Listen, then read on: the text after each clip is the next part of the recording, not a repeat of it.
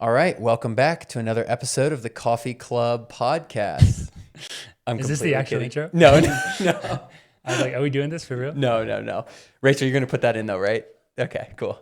Morgan McDonald, thank you for being here. I'm really excited to talk to you today. I have like a million questions that I want to ask you, but I want to sort of for you to give a little recap about what your big goals were this summer coming into the season and how summer racing has gone so far, and then catch us up to what you're doing the rest of the season and where you're at right now. What a question. I know. First off, thank you for having me. Very excited to be here. Very nice to be on the other side of the microphone. Yes. And, but yeah, it should be a simple answer to the question that you just asked me about my season and all that, but it's slightly complicated because, I mean, most of the time it does get complicated. So this year, my main goal was to try qualify. Well, actually, I'll even take another step back. Perfect. So, about probably 10 months ago now, I left the OAC, which was a big change in my life. I had to figure out what I was going to do. I ended up going with my college coach, Mick, which was very exciting. I was very happy to be back with him. I mean, you know Mick well. He's just an awesome guy. And yeah, the transition, everything has been great. But the thing is, I was coming off a year which had a lot of injuries. So I was starting at what I would say is a pretty low level. And I think at this, as professional runners, I mean, one of the realities is that in order to be really good and perform at the level that we want to be performing at, there's some things that are just facts out there. And one of them is like, in order to get to that level, you have to get in a certain amount of consistent training. So I knew that a lot of this year was going to be about getting in that initial base and also just figuring out all the new stuff, being with a new coach and a new setup and stuff. So that's the overall kind of big picture goal of this year. And yeah, just stay healthy and just continue to improve. But within that, obviously I had a lot of specific performance goals as well. And my major one was to try qualify for the Com Games and go there and do well. Unfortunately, I didn't qualify for the Com Games. So I had to change my plan a little bit, but actually not that much because there's other races to do at the same time. And yeah, I plan on doing them still. However, in the middle, like where I'm at exactly in this moment. So I had this really cool, fun race block planned for 4 races starting a week or 2 ago with Portland. And unfortunately, I've had to pull out of Portland and my next race, Lignano, because things were going pretty well after we raced each other in LA, which was already 5 or 6 weeks ago now. That's actually quite a long time ago. I had a plan of like going to a training block after that and then going into this racing block. But then unfortunately about 3 weeks ago, I got a bit sick and I wasn't even very sick. But since that, I've been struggling with fatigue. Like you could call it post-viral fatigue or whatever, not a doctor. But it's really just restricted the training that I've been able to do. And things are going well now. The first 2 weeks, I was really fighting against it because I didn't really fully understand like exactly what my body was going through. But now I've been building up slowly again in the last week or so, and things are trending very positive. But unfortunately, the timing is just not great for these races. So I had to pull out of the Portland Track Fest, which I was really excited to race. And then next week, I'm meant to be racing in Lignano, heading over to Europe in a couple of days. I wanted to race a 1500 there, which I'm just not going to be able to be ready for because I haven't done a workout in over 3 weeks now. And so then I have a couple other races on as planned as part of that trip in Belgium through the month of July. And I don't know what's going to happen exactly. I'm going to go over to Europe and give it my best shot to be ready to go race them. But I feel like a lot of it is kind of out of my hands right now. So we're just focused on coming back in the right way to the sessions and the training. And yeah, I had plans of, I would love to qualify for like World Road Running, which you're doing obviously, which is all the way at the end of September. So that would depend on how these next couple of races go as well. So kind of a lot is up in the air in terms of the more short term, like specific, but I would say that it has been really difficult and really frustrating to readjust my plans because I was really excited to do those races and I was pretty stubborn about it. But in a bigger picture sense, I would say everything is still going in the right direction in terms of this year really laying down a great foundation for me, like health wise and just training wise, figuring out a lot of like little kinks with the goal of, being able to continue to improve and especially like next year really be like hopefully able to reach the levels that I want to reach heading into the 28 Olympics. Yeah. I sort of like I saw, you on OAC I've known you now, training with Mick, and the training looks very different. Can you talk? I mean, we could probably talk for, an hour and a half, so we're not going to do that. But can you just talk about like what has actually been different in the last 10 months, like training wise specifically, volume, intensity, structure, even just what your relationship looks like with Mick? Like, how do you guys work together? Is it, you have more of a say in your training? He's obviously not out here. So I know there's a lot of questions under that umbrella, but yeah, if you could just lay out sort of like what training looks like now and how different it is than, 2 years ago when you were in the thick of OAC training. Yeah, it's a great question, and there is a lot to it. And it's funny, we could talk about it like literally forever, because we do like really see, I feel like we're pretty on the same page from like a really fundamental standpoint in terms of like the way that we are specifically as athletes, and like what we see as like the path to our personal success. And that's definitely not true of everybody. And being part of OAC, you really come to learn that, because I would say like in the most simplistic form, like the OAC training compared to what I'm doing now is just more intense. Like that's like the easiest way of saying it. There's just more sessions where you're pushing it harder. And obviously that works really, really well for a lot of people. You see the success, you see the race results. But it's funny because for me personally, growing up, that was never the way that I operated. And I've been a pro runner for quite a few like years now, and I felt for a long time like that's what I needed to do in order to have success. But with leaving the team and stuff, a lot of that was because like I came to the realization that no, like this is actually still not the best path for me to have success. And there's a couple of aspects to that. One is the really obvious one of injuries. My body would get injured. And I had bad luck with injuries, because like probably my two biggest injuries that really screwed me weren't even like specifically training related. Like one was like spraining my ankle. I remember that. That was in like snow. And the other was also actually snow related, kind of, was getting out of a car and falling over. And let's get you somewhere warm over the winter. Yeah. I got a microfracture in my femur. I couldn't run for 3 weeks. So 3 months, sorry. So it's like, these are like silly injuries not linked to the training. But also like I would actually get injured doing the training as well sometimes. But then there's also just the more like what the right training level is for you in order for your body to be able to adapt to the training and to be able to perform with the training, which at the end of the day, what we do is all about performance. That's like the way that I try to look at it. So yeah, I think that the high intensity stuff does work really well for a lot of people, but I think personally for me, that's one thing that I've changed. I've kind of just with the actual intense sessions, I probably do less of them and they're not as intense. And then I've really had to dial in my aerobic work. And I'm not saying that I do this perfectly now. These last 10 months or so, Mick we've been experimenting with different things. It's been different to how he coached me in college because we're remote. And yeah, I have a lot more of a say in the training right now, which is a gift and a curse at times. If I was in person with Mick, he would obviously have more of a say in the training. And I would prefer that in an ideal scenario. But because it is remote and because I'm up here at altitude, like I do have to have a little bit more of a say in the training, which I do screw up sometimes. But yeah, the aerobic work also has had to slow down quite a bit for me because I'm not as aerobically developed as some of those guys in the OAC that I was training with. And so whenever we would do aerobic sessions together, I was probably going too hard in some of them. And I could, kind of like a problem with a lot of pretty good naturally talented runners is like they can do the training, like they can fake it in training, but maybe when it comes to the race, like it doesn't end up with the best race results. And I feel like that was my story for a little bit as well, because I think I was training at a level that was above what was right for my body.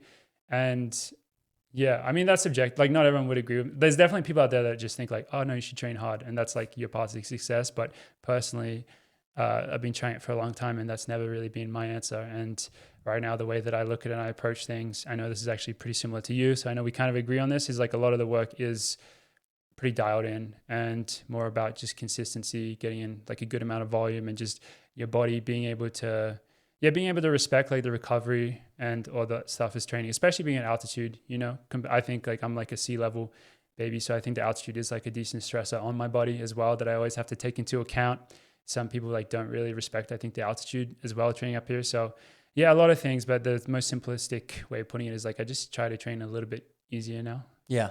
It kind of, two things that jumped out when you were talking about that is one, you were an NCAA champion, you're a 13 flat 5K guy, and you're saying publicly, I'm underdeveloped aerobically.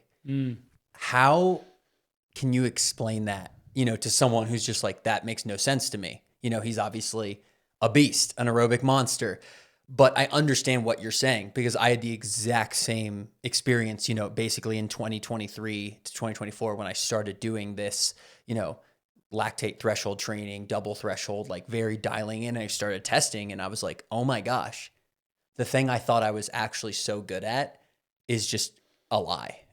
So can you explain uncovering that, I guess, over the last 10 months and what's that sort of has looked like? Yeah, it's a great question. And it's something that, definitely was a process for me to kind of figure out about myself because we all have egos. We all want to like be good at literally everything. And you assume that you are. And the reality is if you take a group of 13 flat 5K guys, you have like 10 of them in a room, like their physiologies are all actually going to be different. And there's going to be different reasons for like each of them as to why they were able to get their bodies to that level. And there's going to be different limiting factors for all of them. And it is funny because I was NCAA cross country champion. So it's like, even more aerobic. So it's like, of course I thought that like, no, aerobic like should be my strength. Yeah. But in fact it was not. And the way that you can obviously learn this is just by starting to do a lot of lactate testing and doing like pure threshold sessions. One thing that was always like a red flag for me was, let's say you take any standard training calculator, like a Jack Daniels like VDOT formula, and you put in your PB and it'll give you your training zones. And then like if I did that and then I tried to go train at those training zones, I'd be like, what the hell is going on? Like this is like not possible at all. Same. This doesn't make any sense. Whereas for some, there is an athlete out there who does work perfectly for them.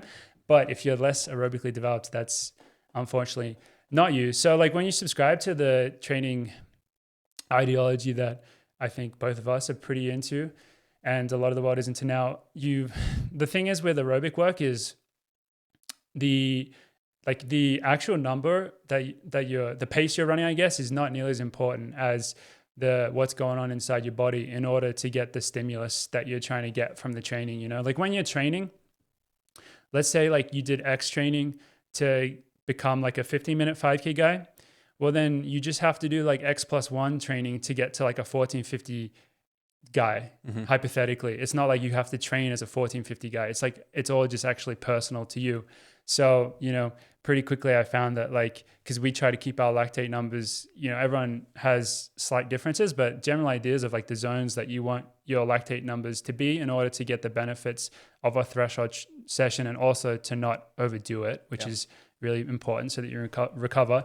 And pretty much the way that you figure out that you're not aerobically developed is that you hit that number at a slower pace than everybody else or at a slower pace than maybe you once thought that you should be running. Yeah. And that's been my experience. Like, especially when I first started doing it, I was like, for my morning stuff where I'm trying to keep the numbers pretty low, like a 2.0 lactate, and I'm doing longer reps, it's like I'm running 5:30 pace. And, that was like a big like moment of like, what the hell is going on? Because let's say I'd been doing that session previously on the OAC with just a bunch of guys, I would have been running under 5-minute pace or 5-minute pace. And that would have been normal. Yeah. Like, that would have been like completely normal. And I would be like, okay. And now it's like slowing it down so much. So that's kind of like the big way that I guess you figure that out. But I don't yet have the results to like come along and say like, look at this, like this is what I changed and now it's worked perfectly. So maybe we'll have to do another pod in like a year or so when I can come back. But I can tell you for now, like everything feels much better. Like I can tell that it's the right thing for me, Yeah, I definitely agree. Like it is like a slow burn too. It's also because you're running so slow, you're not race ready like you would be on a previous program. Like I used to always say like, oh yeah, like just give me like 3 or 4 hard sessions and like I'll be good to go. And then if you're doing hard sessions all the time, then you're going to be good to go all the time. And now with the threshold stuff, it's like you need to, have weeks and months and years of doing that to actually like, reap those benefits. You hung out with Andreas Almgren when you were sort of like in this, period, I guess, between, OAC and now doing what you're doing. What did he teach you and talk to you about when you were out there? Because he's obviously, I feel like a lot of people look to him as like the standard now for threshold training and being extremely successful at everything from, the 1500 all the way up to even the half marathon. So what did he teach you and what did he tell you? Yeah, he is the standard, but he's also Yeah, make us all feel really bad. That's what I want you to do. No, it's really dangerous because he's actually like a terrible, like, because now the training stuff is so public. It's like, if you compare yourself to him, you're just going to be depressed. And the thing is, make us depressed. The thing is, like, yeah, he can just do crazy stuff in training. His training level is just so high. That's what I'll say. His training level is so high, and his training level is like, he trains in the way that we kind of aspire to train, and he's taken it like to the max, essentially, which is a good thing and a bad thing, because it means that in order for him to improve, like, he has to train even harder. Yes. It's crazy. Yeah. Whereas you look at guys like us, you know, not to group you and me, but it's like, no, please do. We don't have to train that hard to get that good necessarily, you know? So he's an anomaly, and I don't think that people should compare themselves to him. Like, I don't think you should necessarily really compare yourself to anyone. I think it's actually really dangerous. But he has set the bar extremely high, and he is perfection when it comes to executing the double threshold, 3 sessions a week, like that, which so many people are trying to do it now. But I think the same thing is going to happen that always happens with every single thing that becomes like a trend, or like everything that looks like flashy, is like people will try to emulate what he does and fail, and it won't work for them. And I've even like been guilty of that at certain points already in the stuff that I've experimented with, because he is just like, his training on paper is the most ridiculous thing ever. But when I was around him, he was pretty chill, pretty casual. Yeah. If that makes sense. You know, in order to do the training that he was doing, I would have assumed that he was like a robot, like that is, and he is very dialed in, he's very serious, but he was like, he can do the training in a somewhat chill manner. And maybe the training that he's doing is 200% of like what like other people are doing. Yeah. But still, he's not completely, absolutely stressing himself and pushing himself over the line to do that training. And I think that's probably the more important takeaway.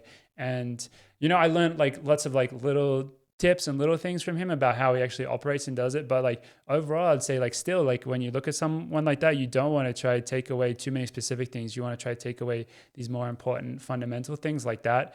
And yeah, I think it's like, it is amazing to witness like him look at his training, look at his racing, look at the numbers and stuff. But again, I think it's not like, still you can never escape and get away from those fundamentals. Yeah, absolutely. When I'm out on a run, I'm thinking about more than just my race times. I'm thinking about who I'm running for, my family, and the people who count on me. That's why I want to talk to you about something simple but important, life insurance. If you've ever looked into it, you've probably seen those ads with unbelievably low prices. But here's the reality. Most people don't actually qualify for those rates. Even small things like your weight, health history, or family background can change what you'll pay. That's where LifeQuotes.com is different.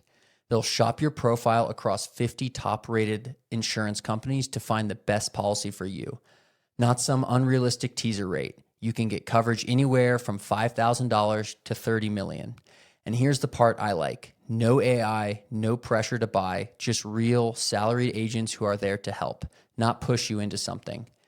They're available from 7 a.m. to 11 p.m. 7 days a week. You can call them directly at 800-955-6618. That's 800-955-6618. Or just go to lifequotes.com, answer a few quick health questions, and get a quote right over the phone. If you've been putting this off, take a few minutes and get it done. Protect the long run with lifequotes.com. So Mick coached you as a 19-year-old college kid, and now, you know, he's coaching you again.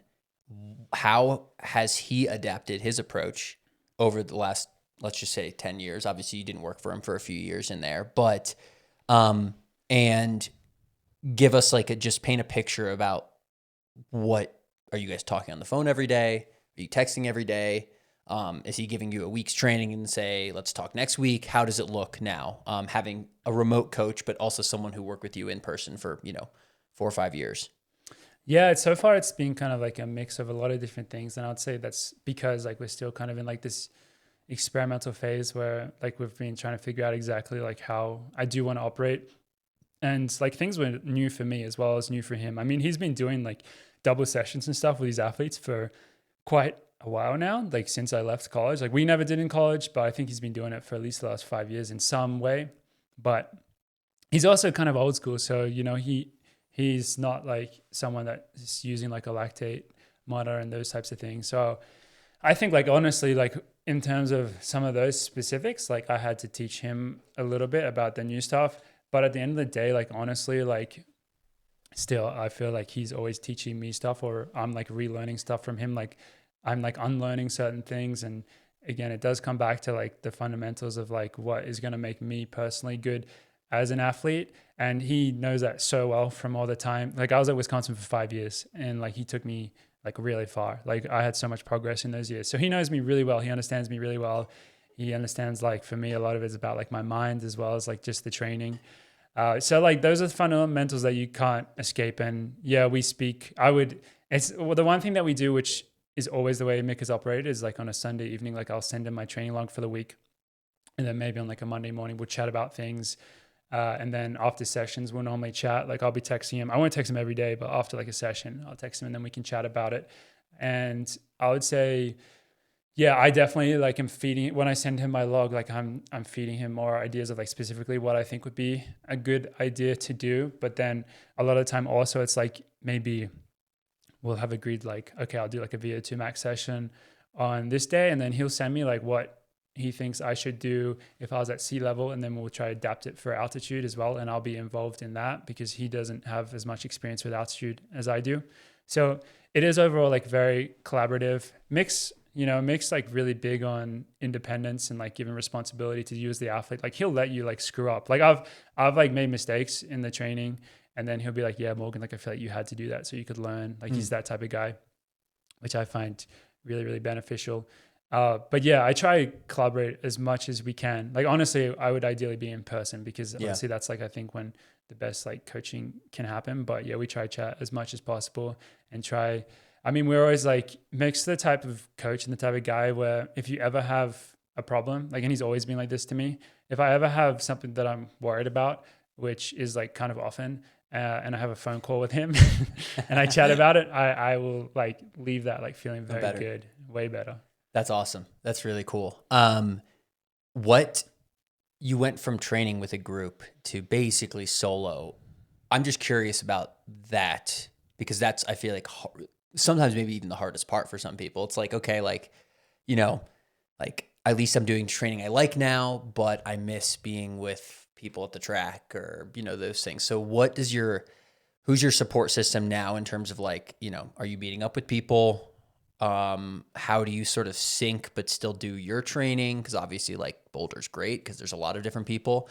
And has that solo stuff been a struggle or do you enjoy it? Some people like it. Yeah, I wouldn't say I love it. Like okay. I'm kind of stubborn where, you know, I'm pretty good at getting the work done on my own, but then every time I do get to link up with someone, I'm like, oh my God, this is so much better. If that makes sense. Yeah. I don't know if you ever felt like that, but yeah, it's like, I think at this point in my career, it was just kind of like a necessary choice, necessary decision, especially if you are trying to really dial in your training in the way that I am. Unfortunately, that is the trade-off, is that you can't just like rock up and do like the session that maybe like is better suited to someone else. You have to make the decision to do the training on your own. And I'm very fortunate to have, a lot of great people around me, in particular, my girlfriend, Cinta. Like she's like the most supportive and there for me every single day. And she would even like be rocking up on the bike to help me with sessions. I'll even, I think back in the fall, it was a bit easier when everyone is doing more similar training, but like training with like you guys was really awesome. Initially, like the first month, I had Anthony here, who was like the greatest thing ever. Yeah, I love training with Anthony. He's so coming back in the fall. Yeah, I mean, I'll believe it when I see it. Yeah, I know. But, he told me he was. But. I love training with him so much. Like he's so good at just doing the training. It was amazing. But yeah, there's like Joey as well. But obviously Joey's like pretty specific with what he does now as well. So I try and link up with people as much as I can. But at the end of the day, you have to do what's right for you. And unfortunately, that doesn't mean that you have to go solo sometimes. And I would say like, I think I am like the right temperament to like do a lot of the solo training, but even with that said, it's always better to train with people if you can. So I try, but it's not always the easiest thing, Yeah. Can you give us just like when you started doing this new training, like, just give us like a week of like what your structure looked like, Monday through Sunday. Just doesn't Doesn't have to be perfect. I'm just talking about like maybe like when you first started this new training, like what did it look like? Like how many sessions a week? What were the sessions? You can be as vague or specific as you want. Just lay out like a typical week of your new training, we'll call it. Yeah, I've had a couple of like different like training weeks, I guess, that I've like followed thus far. And honestly, actually, I think I'm going to change it more going forwards. I don't feel like I've like found like the perfect balance for me. In my head, I have like what I think will be. But yeah, initially I was doing standard like Tuesday, Friday sessions, Sunday long run. Okay. I was doing that for probably the first 3 months with like at least one of those sessions every week was a double threshold session where you're doing longer reps in the morning, shorter reps, normally like 1Ks or 400s in the afternoon, evening. And then the other session, I would do either a double T as well, or maybe something like hills or something. And then I'll do a long run on the Sunday, which would either be an easy long run or I'll do some up tempo stuff in it as well. And that was cool. That was like standard. That was what I've done before. And those first few months, I definitely had to work a lot to get better at doing just like a pure double threshold day. You know what I mean? Like, yeah. I think I was just even like doing the lactate testing, had to like get better at doing that on my own, had to figure out more like the paces I should be running and not overdo it. Cause I was definitely overdoing. Like I have a natural tendency to probably go like too hard on that stuff if I wasn't like thinking or if I was getting like a bit carried away, like it can happen. So those first few months, I was doing that training and it was pretty standard, nothing too crazy. And then in January, after I'd done it for a few months, I went to 3 sessions a week. So Tuesday, Thursday, Saturday sessions with a Sunday long run, an easy long run. And then my Saturday session would become like hills or VO2 max work, Tuesday, Thursday, both double threshold. And I've done like versions of that for quite a while now. And that's a training week that so many people do. And actually it's a training week that I used to do growing up because in Australia, Tuesday, Thursday, Saturday sessions is the standard. Not that I was doing double threshold stuff back then. Yeah. But honestly, I don't think that's like the perfect for me either. Okay. I feel like it's like, it's just like, I don't think that was enough time for my body to recover from the training sessions. And I felt like I was like too tired a lot of the time. So I'm happy that I tried it and maybe I'll do it again in the future, but I don't know. So I think I'll probably go back to some now I'm in like soon, hopefully a race period. So, you don't really have a standard training week during that time of the year generally. But I think, let's say like next fall in my base building, I think I'll extend out to maybe like a 10-day cycle or something, doing like 3 sessions and a solid long run within that 10 days, giving my body enough time to recover in between the sessions and still have good quality days and just not be as strict with like my session days. Like I've done so many like 1Ks and 400s on the track and I'm like kind of sick of it, to be honest. I don't think you need to do that. Maybe a certain time of year, I think it's good, but I think especially like in the fall. So yeah, I think I'll still continue to adapt and change the training, but I think overall I'll take a step back with it and keep things like pretty, not like super crazy, Yeah. Do you like the training? I don't like double threshold. I know I need to do it and I know it's good for me. I don't enjoy it. It's boring. I love it. Okay. It's boring. Like, I mean, that's like my biggest complaint about it is it's not hard. And so like, it feels like I know it works and I know like I enjoy like the fruits of it, like I've had some good success the last 2 years being very much a zealot of doing it right and properly. But like, I'm now getting into a block where we're going to move to 2 double sessions a week. I've never done that before. And that's what I've started, 2 weeks ago is doing 2 a week. And I'm just going to be super bored. So boring. Yeah. Like I was doing 400s last night. I'm like running like 68s and I'm just like, this is so unbelievably boring. And like, I know I need to be doing this, but I was like, oh man, I don't love it. No, so I mean, I'm curious to hear just like what, my dad hates when I say this because my dad can't run anymore. So he's like, nothing's boring. Just don't take it for granted. I'm like, all right, boomer. Like, but yeah, what do you think? I actually do agree with you. I mean, I'm kind of corny though. Like I love like all training pretty much. Yeah. Like I love all training that feels like it's the right training for me, if that makes sense. Yeah. So I do love the double doing the more controlled sessions. I really do. But I love even more doing harder training. Yeah. So when I get to that time of year where you do get to do more intense sessions, Oh, I love them so much. Yeah. So I 100% get what you're saying. Okay. All right. Yeah. No, I'm just curious because I'm like, I feel like I think of a guy like, Ingebrigtsen, who's done this for like a decade. Oh, I'm yeah. like, what? Yeah, Like, nothing's new.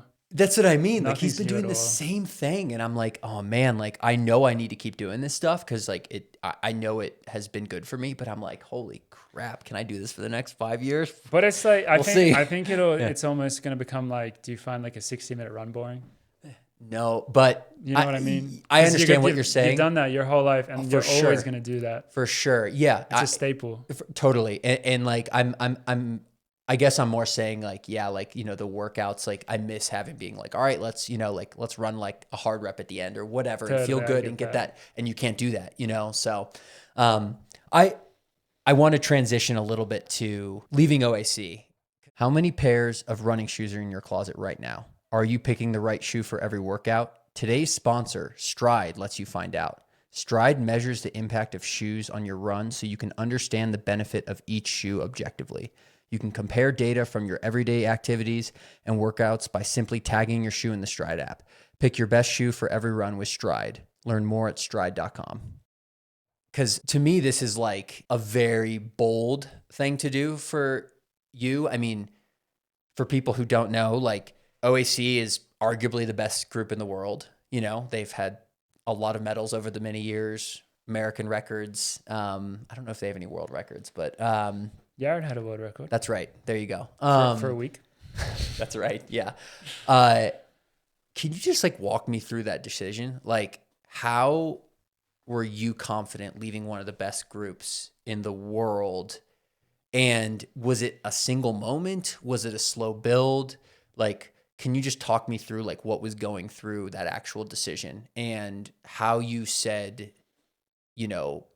how you felt confident saying like, I'm going to leave this group, because yeah, from my perspective, like, and I feel like a lot of people, it's like, they always think like that's the best opportunity ever. Right. Mm-hmm. And, so can you talk just about like what was going through your mind and then when you were like, I can't do this anymore? Yeah, I mean, it was definitely like a slow burn. And also, I'd been on the team for like 4 or 5 years. So it's like I had experienced a lot of different things on the team. I'd experienced like success. I experienced a lot of failure. It wasn't like it just happened quickly and it was like a quick decision by any means. It was definitely like very difficult because it was, kind of like you're kind of lonely. Like you're going against, there's so much, like when you're part of a team like that, there's so much, ideology that like this is like where you have to be. This is the best place for you to be. This is the best place like for anyone to be. So you are kind of fighting against all that, but I would say I'm kind of lucky that I feel like throughout my entire life, I've had a lot of great mentors and a lot of great people. And now I have a great support system that has always kind of emphasized to me that it's so important for you to be in the best place, like for you specifically. Like I've never once in my entire running career felt like there was one way that everyone should train.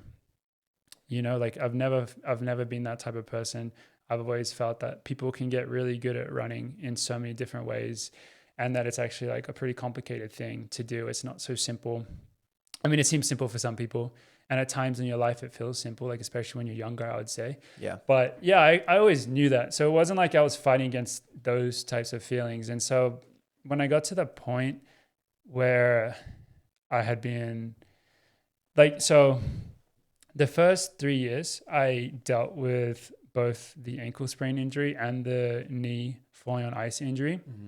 So that whole time I was telling myself, like, this is just a matter of, I just have to get a certain amount of consistent training and then I'm going to be what I want to be. I'm going to get to the next level. So 2024, that was a year where I finally was healthy for pretty much the entire year. And I did pretty well. Like I made the Olympics. I ran 13 flat in the 5K. And so in my mind, I was like, okay, so 2024, like I laid this foundation. 2025, I'm going to be able to be so good if I just keep going and I don't get injured. Unfortunately, that's not what happened. I tried to run a half marathon, which the half marathon itself was okay, but my training level got bumped up so high. And what I did in the training really screwed me, I would say, for quite a while. Like my body, I just got injured. I had like a disc bulge in my back and then I did not know that. Like I had that like flare up like 3 weeks before the race, and then I pushed through it, and that just led to kind of like a cascade of injuries. So then 2025 was a year of injuries that I felt like was really like in my control. Like I really like blamed myself for that. I was like, this shouldn't have happened. Yeah. Like all I had to do was stay healthy and build on the foundation that I built in 2024, and I should be able to be so good. And that's not what happened. And it just got to the point where I was like, all I need to do is do that, like stay healthy and just have that foundation and then build off it. And I just felt like things were just like, I felt like on the team, like the level of training was just so high all the time that it was going to be so hard for me to do that. I felt like there was an easier way. Like being part of the team is so nice because you're so well supported. It's really fun turning up to training every day. Like there's so much good stuff. But I just got to the point where I felt like the easier way or the way for me to like achieve what I wanted to achieve was unfortunately going to be like going a different way and trying something different. And I think it was good timing because the end of 2025, I was like, okay, so I got like 3 years until the Olympics. Like if I'm going to make a change, I should make it sooner rather than later so that I have enough time to really like figure stuff out and get really good within like a new system or whatever you want to call it. So yeah, ultimately, like it just came down to that, and it was really hard. Like it was really, really hard decision to make. Like I didn't want to leave the team. It was like pretty, I guess, like emotional and stuff. And yeah, because I'd been there for a long time, and like I had spent so much time with all these people. Like I really loved being a part of the team and stuff. But yeah, I had felt like I had tried really hard to make it work for like a long time, and also I feel like like Dathan and stuff. Like I feel like we left on pretty good terms because he had also tried really hard to make it work for me for that entire time as well. And at a certain point, it was like, well, like maybe you just try something different, you know? And unfortunately, that meant like having to leave the team ultimately. So yeah, it was definitely a slow burn, but yeah, luckily now I think I still like Cynthia is still on the team, so I get to feel like I'm still pretty involved, and I'm really good friends with a lot of them still, and like see them like so often. So I still like have, you know, that all that nice stuff still. But yeah, I think it's a good balance for me now. Yeah. What did you learn from Ritz? You know, I feel like sometimes like when you leave a place, you're always like, oh, I'm leaving this because I want to try something new. And, you know, I want to do a better version of, you know, what I built on. You mentioned that you said you had a good year in 2024.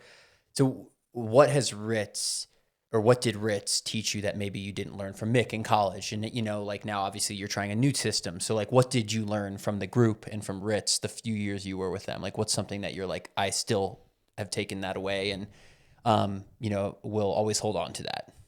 Yeah, I definitely learned a lot of things from both Ritz and just the members of the team. I think, you know, in particular, when you're around someone, like when you're around people that are doing it, like operating successfully on such a high level, like you inevitably just like pick up so much.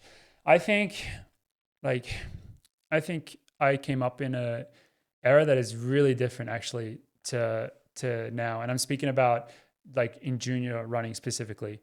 You know, when I graduated college compared to I feel like how people even graduate high school now, I was so unprofessional. You know what I mean? Yeah. I think just the way that you operate, the way that you train, everything, I had to actually learn a lot of that stuff. And I think being part of the team and being under Ritz, like that stuff is really dialed in. Both from like a pure training standpoint, like the different sessions, like when you're trying to go really hard, like how hard like you can push it, like the level that you want to get to. And then also just like, I don't know if like logistical sounds like you're like, that doesn't really sound like quite the right word to use, but more like how you like plan stuff, like to be able to like operate at such a high level, like the way that you live your life, the way that you plan everything, like maybe leading up to like a specific like big race or big championship, all that stuff like was stuff that I feel like I had to learn how to do in a really professional sense. And I don't think that I really personally like had a lot of those skills when I was younger. And there's also like a lot of little things I feel like yeah, your ability to like, I mean, Ritz obviously had a lot of injuries in his career, so he cross-trained a lot. And I feel like I learned how to do that on like a much higher level, like kind of like your ability to stay consistent, even like through like little setbacks and stuff. Like I learned that a lot. And just like the, you know, the kind of the drive that it does take not always, but at certain times to like just be able to push through and like get the training done. I think like it is necessary to have that sometimes. So I learned a lot of those lessons from Ritz, and then also like from the other athletes that were succeeding. Like I feel like there was like a lot of special moments being around, because I was there since like the early days. I was there, I guess, even not on the team, but I was there since like pretty much day one, like because I moved here with Ollie. And, you know, even seeing the success, I think you would probably say the same thing, like seeing like someone like Joe Klecko, like seeing like his transformation that he had from like finishing college as like a good college athlete to like to making just 1 year later, pretty much like making like a US Olympic team in the 10K, and then like a year later being like 10 US champion in the 10K. Like seeing that stuff firsthand, it's really inspiring and really amazing to see like, yeah, like what can be achieved and what you can do if you're like doing things consistently the right way. So yeah, I feel like, you know, coming into the OAC, like I felt like I knew a lot, but then like still I had so much more to learn. And I feel like today I'm a much more like complete athlete than I was like when I first joined the team. How did the breakup go? How did the breakup go? Yeah. It was actually like pretty chill. Okay. Darn. You always want something, you know, Nah, like fireworks and everyone was really nice. You storming out of everyone was like incredibly nice to me, Oh, incredibly that's so boring. supportive. Boo. I did have to tell the team pretty quickly though, because I was like kind of like dragging my feet a little bit. That was probably like the hard part. Yeah. Was like, there was a certain point where it's like, all right, well, if you're gonna leave, like you have to like leave and like tell the team. And like that was a moment that I was kind of putting off because I kind of dreaded it. Yeah. But actually I was able to pretty much like speak to everyone personally. Yeah. And everyone was so good to me. Yeah. And both like the athletes, but also like Andy, like the on people. Because at the end of the day, you know, it's, that was my next question. You beat me to it. What did Odd want to do? No, because like the thing is, obviously they have a lot invested in the OAC, Yeah. and the OAC has done so much for them, and it's so amazing. But you know, they still treat us as all individuals, and they want us. You know, they invest as us as individuals as well, and they want us to be able to succeed and be in a environment that is the best for us to succeed as individuals. So as much as they want things to work like a fairy tale, they've been in this business for a long time, and they understand the realities of it. And they understand it's not always as simple as maybe you at first thought it would be. So everyone to me was actually incredibly kind and caring and made the transition like quite easy. Yeah. How do you feel like in some ways, like, you know, I've been training now for almost a decade as a pro. Like I've had lots of former teammates and bro, damn, you're old. I know. I don't want to talk about it. But I've had guys that I don't train with anymore and I'll never speak to them again. You know, like our relationship was because we were on the team. Yeah. And then I have other guys who my relationship's even better because like we've taken like the competitiveness of running. Like Sam and I's relationship, as soon as we stopped training together, flourished. That's funny. Like so much better. Yeah. And so I'm curious, like, you know, you were with Ollie in college, like you and George have, you know, been, were teammates for a long time, you know, before you left. And like, what do your relationships look like now with, obviously you and Cinta she's still on the team and you guys are dating. Yeah, we spent a lot of time together. Yeah. But like, can you just talk to me about like, if that was hard for any of them and like, you know, or has it made things better? Just what does it like look like? Yeah, I mean, you definitely miss the consistency of being around certain people. Mm-hmm. And you're right. Like there's people that unfortunately, like if you're not around them for training every day, it's like you're just not going to see them nearly as much. And yeah. I mean, you're not going to have the same relationship. But I would say actually, yeah, I think you're kind of spot on with, for a lot of people, I mean, everyone is human. Everyone has personalities, but there's definitely some cases where you can be around certain people too much. And it's not like anything was like super bad, but I think definitely there are some relationships where if you're around them, let's say 2 to 3 times a week rather than 7 days a week, your relationship improves. That does happen. That's just, I don't know. That's just, we're humans, you know. Weird how that works. It's just the way it is. And yeah, I mean, that is, I guess that has been true for some relationships, but honestly, like everything, other relationships have been pretty good, I would say. I mean, yeah, I miss people as well that I don't get to see as often, but it does make it even more special than when you do get to see them. Yeah, totally. Before I want to talk about Coffee Club next for the next 20 minutes, sort of the end of this pod, but I want one more question just about I'd say like OAC and On in general, like, I mean, On was like barely like a running company. Like they didn't have a spike, when they signed Joe Klecker and Ollie, and you were out here and you were with a previous brand, but then you joined forces. Like, what has it been like just being a part of like their rise and having your foot in the door first, just with On as a company? I mean, I think it's just been really cool to watch from how much support they've put into running, but how great of an investment that's been. Like, I feel like that's been like the best ROI. Like, On is one of the best running companies in the world in terms of performance, but people wearing the shoes. What has it been like being on the ground floor with that and seeing that? Yeah, it's super cool. I think, when you talk about like a brand story, well, one thing is like, it's really easy to get super inspired by like kind of like the come up story. I think of anything. Yeah. And I think I would say for us, at least from our like kind of biased perspective, they feel super intertwined, but the come up of both the OAC and On as a brand, like to us, they feel very similar. Maybe that's more just because, we live in like this little bubble. But I would say, being like front row seats and like a part of like kind of like both of that. When I first moved out here and I wasn't part of the team yet for the first year, you could just feel like there was kind of like a magic associated with it. And it was because there was like, to me, it felt like a group of people coming together or chasing, the same dreams. And I felt like that was so special. And, there's like mythology, and I'm sure like these stories are going to increasingly get more and more obscured and further away from reality. Yeah. There's all these stories about like them lifting stones in Ritz's garage, which like did actually happen. Oh, you tell that story. What It's just like they didn't have a gym initially. So initially like they were working out of Ritz's garage and like they didn't have equipment. So like they were lifting like rocks and stuff. Like, I love that. Yeah. I mean, that did actually happen. It wasn't like it was like that bad, but like that did happen. But what was really powerful was, like this shared coming together of like people that were really talented, but also really, really just motivated to achieve goals, both for themselves and for the team as a whole. Like, and to me, it really felt like a magic, and it's something that I wanted to be a part of. That's why I ended up joining the team so quickly. It's just like felt very special being a part of that and seeing it flourish and seeing like it succeed. I think we're actually at an interesting time now where it's like kind of slightly past that stage where it's like, okay, like this is like established, and so not that like the team or the brand has to like reinvent themselves, but it's like moving on to kind of like a next phase of that story, which is, I actually think is like much more difficult, because I think it's really easy to be like the underdog and be like on the come up. And then it's like, okay, once you're there, like now what do you do? Yeah. And it's gonna be interesting, I think, to see how that does play out in the coming years.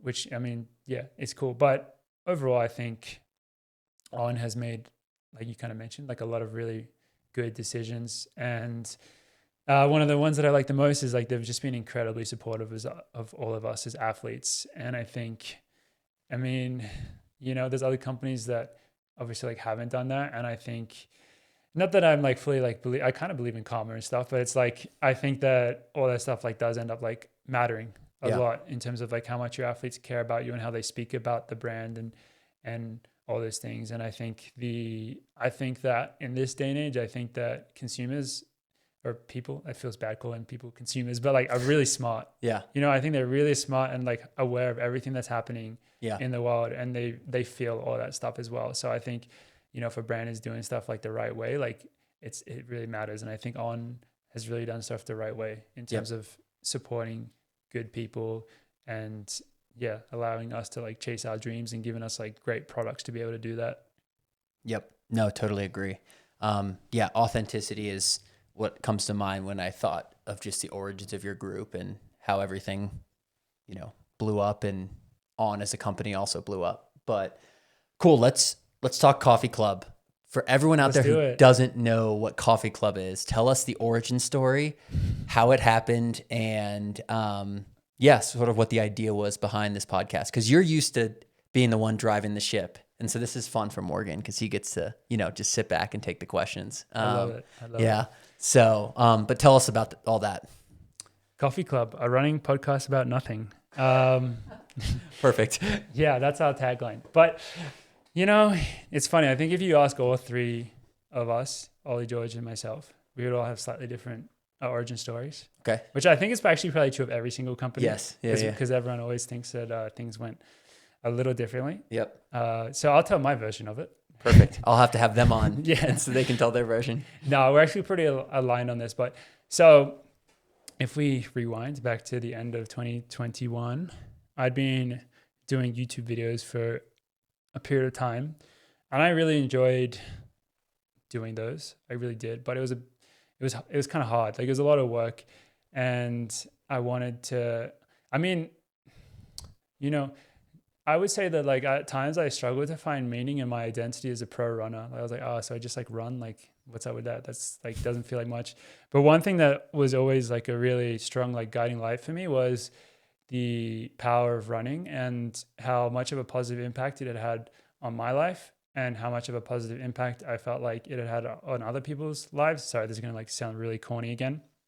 But I felt like as a pro runner, like a way that I could like form my identity to give it some more meaning was to try to spread the joy of running to as many people as possible.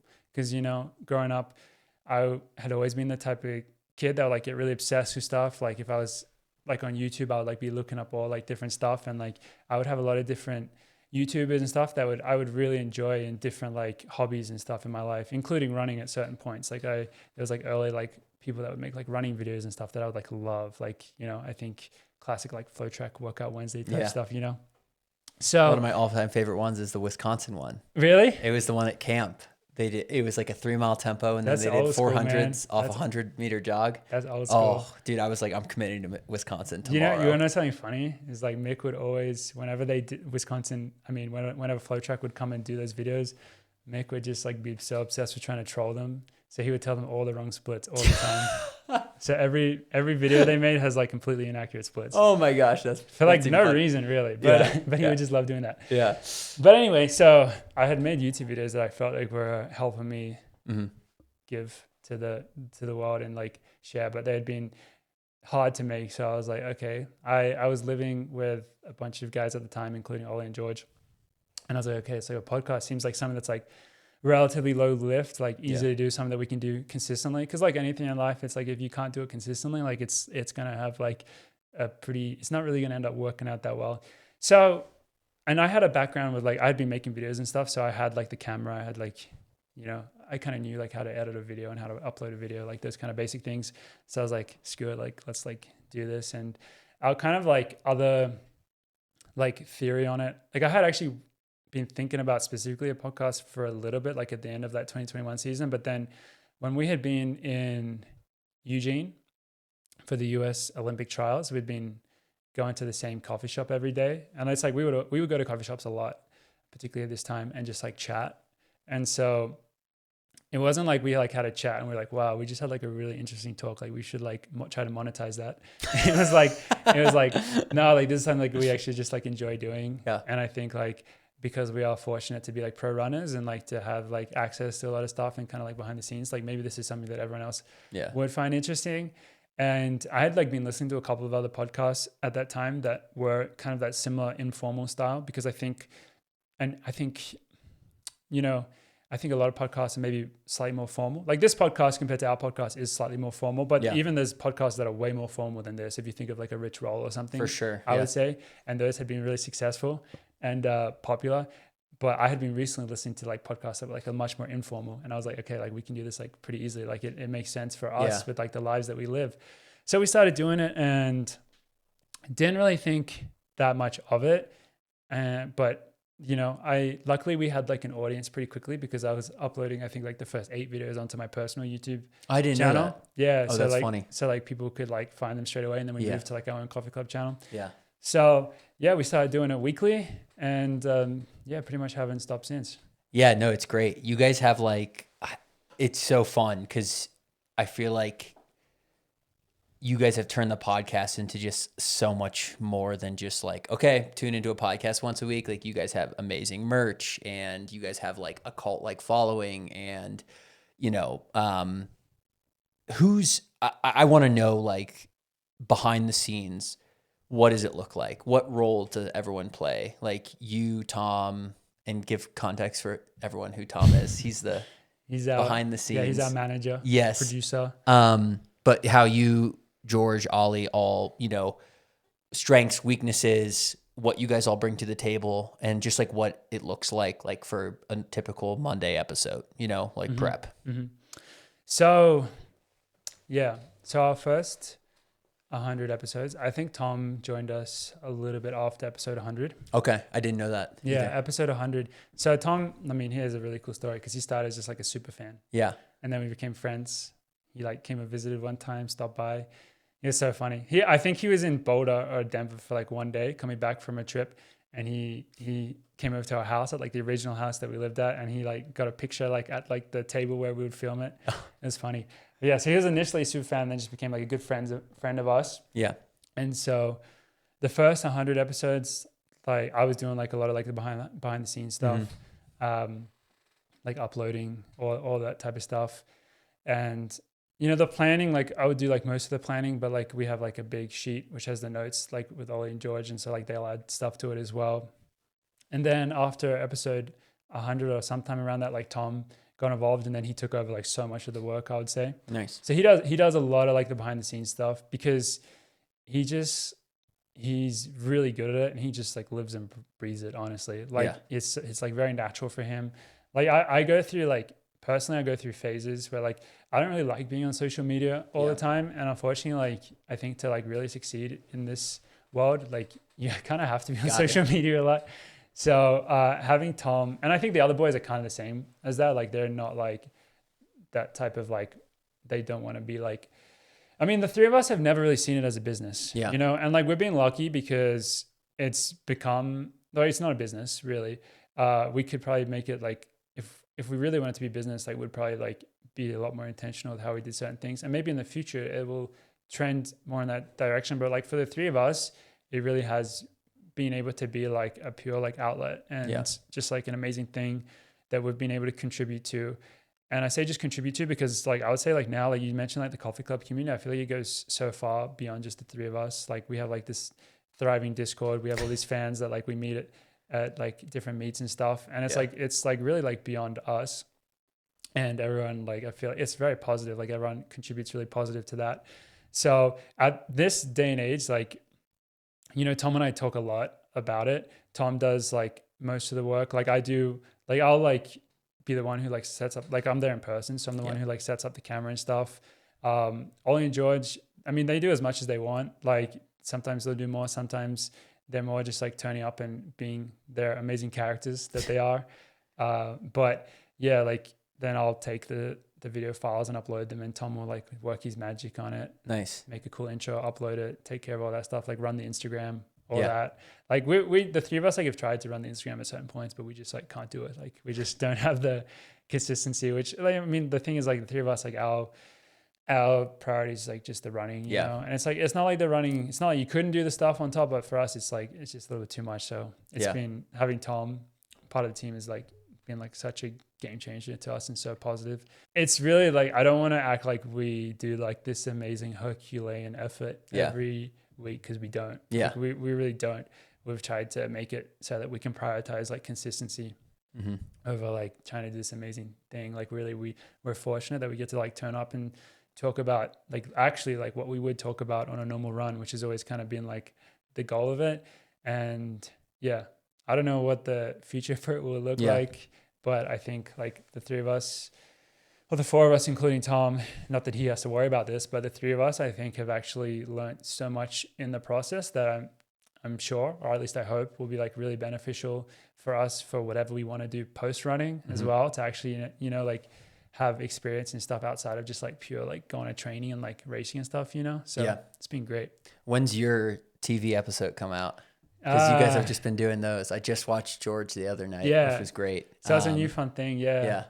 Mine, I don't know. Maybe never. We'll see. You should have done it today on another podcast. We're on a podcast talking about another podcast. This is peak 2026. How meta. Yeah. So we started doing like we're looking for, you know, ways to add more, and like we had this idea to start making some like just vlogs, you know, but like super basic. Like not like, because on my personal channel, like I'll like edit the videos quite a bit, and I wanted to have like videos that were more just like pure like behind the scenes, like honestly inspired a lot by like old Tin Man videos and stuff. And so far you've done episodes with Ollie and George, and we're not like forcing them, we're just doing them like as it makes sense at a cadence that makes sense for us as well. So we'll see. Mine is technically next, but there's logistics. So we'll see what happens. I like have a Breville coffee machine. Like I like coffee, but after watching George's episode, I was like so fired up about like having a good coffee. It was the weirdest thing. Really? Like I don't know why. I love that. Yeah, like it was so bizarre to me. Like I have a good cup of coffee every morning, but I was like, I need to do a better job. Like I need to like. It inspired you. I need to like turn this up a little bit more, like, and I was like, I want a flat white. Like, I'm done with my normal cappuccino. Like, like let's get an upgrade. Exactly. I just thought that was like really funny that I had that experience. I love that. Yeah. Would you guys do you see yourselves like, say your running career is done? Does the podcast end or do you not know? Yeah, I've often thought about it. Honestly, like even if the running career was still going, but like one of us moved to a different place. Yeah. I think it'd be hard to keep it going. Yeah. So yeah, I don't know. I think, we'll see what happens. But as I said earlier, like none of us really put too much pressure on it. It's been something that's like been amazing the entire time. And it's given all of us so much. So we're grateful for that. We're really grateful for the community. But yeah, who knows what the future beholds. Yeah. One last question about the pod and then we'll wrap up here. What has been, and this is, I want to give you time to think about this if you need it, but like what's been one of your favorite guests or episodes? Like you've done so many now. I mean, what number are you guys even on? It's like 236. Yeah. Like, do you have one that was like, wow, that one was really special, or one that you feel like, the fans loved, or, you got information from someone that was very valuable? Any of that? Yeah. It's funny because like we have had so many amazing guests, including yourself. Twice technically. I've been featured twice, yeah.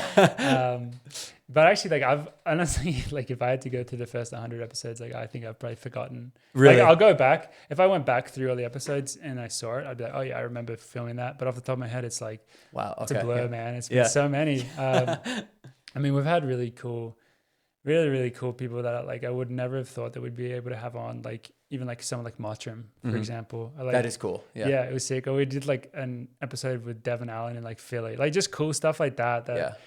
Like we would never have thought like starting initially that would be able to do. And I think the epitome of that is episode 100. So episode 100 was really special. Like we actually the problem is I don't think we can ever recreate this magic again because it was so special at the time. But so episode 100, we teased for a long time because episode 100 was meant to fall while in like towards the end of the season when we were all traveling in Europe, which is the hardest time for us to like film and do something special. So once we got to episode 99, we did episode 99.1, 99.2, and we went all the way up to episode 99.9. And then luckily by that time we had stored enough that we were all back in Boulder. And that was also coincided with the time where we set up the new studio that we still have to this day. So it was the first episode that we had in the new studio, and we split it into two parts because it ended up being like a 4 to 5 hour like extravaganza where we just had I actually remember the this most one. like wild list of guests, like literally like ever. Yes. Like it was like unreal. We had like all our teammates, but then we had Josh Kerr on the episode, which is like, I don't even remember, like, I'm pretty sure we had him. Like, I don't even remember if we had him or not. I don't know if that was a dream. We just had like so many people. I think we had like Stewie, we had Nikki Hills, we had Jake Wyman, we had Mick, we had Mike Smith. When we called Mick, it was like it was after a cross country race, and he was like, I think he was like drunk, like, and we called him and we had to like make sure he didn't say anything wrong. And then we capped it off by having on Jakob and his brother. Like it was just like, that's sick. Oh, dude, it was just like, I need to re-listen to that one. Yeah, you would never think that. Like, I mean, I don't even know like if listening to it, it came off as like the smoothest, best episode because we were juggling like so many things in order to make it work. Like there was so many planning and preparation, and we ended up having to film over like 3 separate days to make the episode work.